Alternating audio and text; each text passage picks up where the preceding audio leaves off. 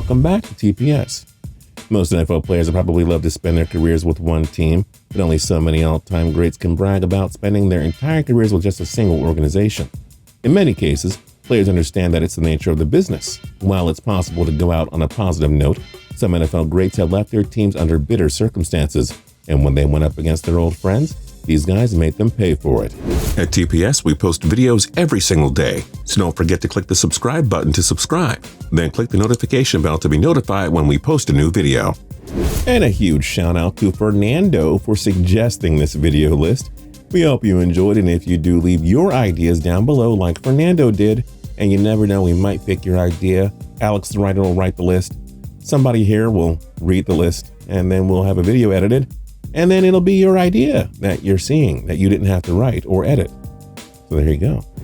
Number 8, Steve Smith Sr., Week 4, 2014 versus Panthers. The 5-time Pro Bowl wideout spent his first 13 seasons with the Carolina Panthers, which spanned from 2001 to 13. Smith was instrumental in helping Carolina reach Super Bowl 38, but they narrowly fell to the New England Patriots. Smith also guided Carolina to a 2005 NFC Championship game appearance, as well as the NFC South Division titles in 2008 and 13. But after a down 2013 season, Smith was released by the Panthers, and he opted to sign with the Baltimore Ravens. Fittingly, the Panthers were coming to visit Smith's new team in Week 4 of the 2014 season. Before Smith signed with the Ravens, he promised there'd be, quote, blood and guts everywhere, end quote, when he faced his old team. And boy, did he ever stick it to those Panthers. Smith caught 7 passes for 139 yards and a pair of touchdowns, leading Baltimore to a blowout 38-10 home victory.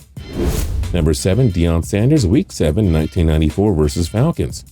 The greatest quarterback in NFL history played his first 5 seasons with the Atlanta Falcons from 1989 to 93. Sanders went from hero to villain in Atlanta when he decided to join the San Francisco 49ers in 1994. Sanders turned out to be the final piece the 49ers needed in the Steve Young era to get over the hump. He solidified their secondary and helped San Fran win their 5th Super Bowl in franchise history. Sanders even got into a fight with the Falcons wide receiver Andre Rison during the contest. The 49ers won 42-3, by the way. Number 6, Brett Favre, Week 8, 2009 versus Packers. Favre played with the Green Bay Packers from 92 to 2007, reviving this historic franchise after spending over 2 decades in mediocrity. Favre won 3 MVP awards and led the Packers to a Super Bowl 31 championship. He also took the Packers to Super Bowl 32, where they barely lost to the Denver Broncos. But in his final seasons with the Packers, Favre went back and forth on retirement. The Packers had drafted Aaron Rodgers in the first round in 2005, and they knew he was ready to take over.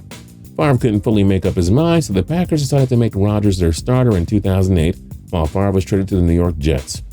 Amid more rumors of retirement, Favre decided to play again in 2009, signing with the Minnesota Vikings, an arch rival of the Packers. Favre's Vikings defeated his old Packers team in Week 4, but the real revenge took place in Week 8 at Lambeau Field, where Favre made his highly anticipated return. Favre absolutely dominated his old team, completing 17 passes for 244 yards and 4 touchdowns, no interceptions and 0 sacks. The Vikings ran away with a 38-26 victory, and he reminded the Packers that they made a huge mistake in choosing Rodgers over him. Just kidding, Packers fans. But you know this game felt extra special for Favre, and seeing him take it to the Cheeseheads had to be an embarrassing moment for Rodgers and co. Number 5, Adam Vinatieri, 2006 AFC Championship game versus the Patriots. The greatest kicker in NFL history spent his first 10 seasons with the New England Patriots, which spanned from 96 to 2005. Vinatieri was part of 3 championship teams in Foxborough. He kicked the game-winning field goals at the end of Super Bowls 36 and 38. He was a legend in New England forever. And of course, nobody will forget his infamous blizzard kick that saved the Pats in the infamous tuck rule game against the Oakland Raiders. But after the 2005 season, the Patriots decided not to give Vinatieri the franchise tag, and the rival Indianapolis Colts signed him to a 5-year deal worth a reported $12 million. Vinatieri didn't want to wait around, and he admitted it was an emotional decision to leave New England.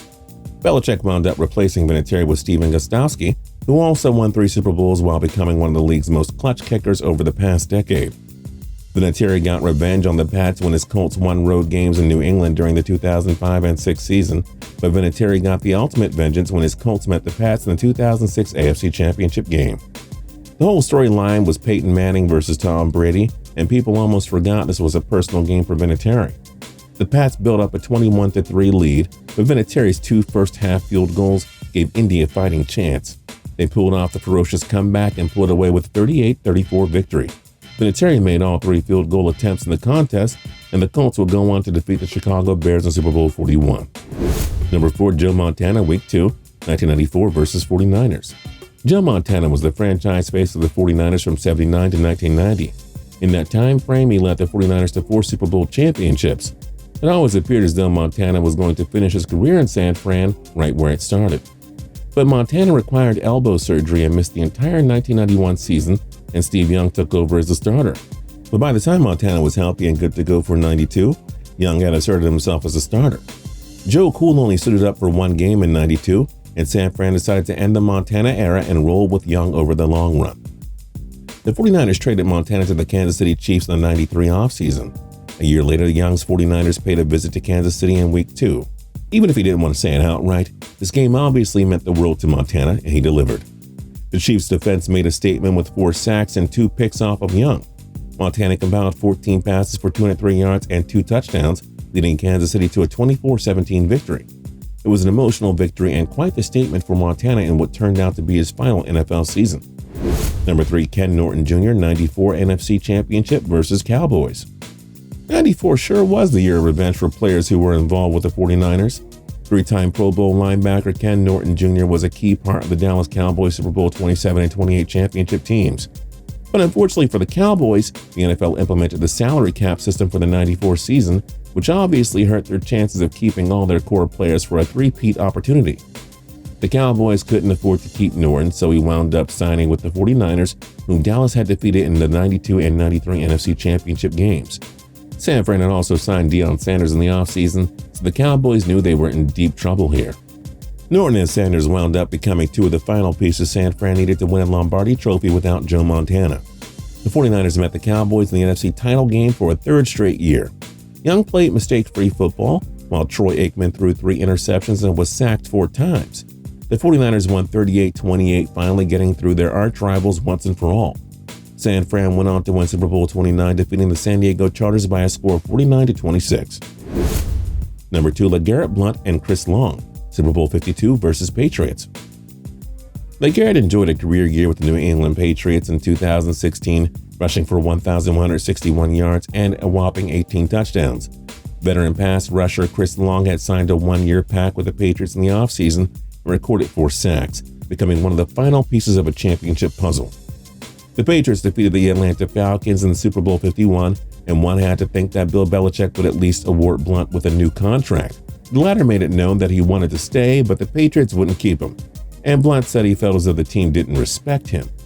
Well, Blount and Long both reunited together shortly afterwards by signing with the Philadelphia Eagles in the 2017 offseason. They led the underdog Eagles to a Super Bowl 52 appearance against the New England Patriots, looking to win back-to-back championship rings with different teams. Blount made sure the Patriots knew that this was personal. He rushed for 90 yards and a touchdown, while Long got 2 QB hits on Tom Brady. Blount said he and Bill Belichick embraced after the game. The greatest head coach in NFL history almost never makes mistakes, but he probably lost some sleep that night after seeing his former star take it to his team in the big game. Letting Blount go only cost Bill Belichick another Super Bowl after all. And number 1, Charles Haley, 1992 and 93 NFC Championships versus 49ers.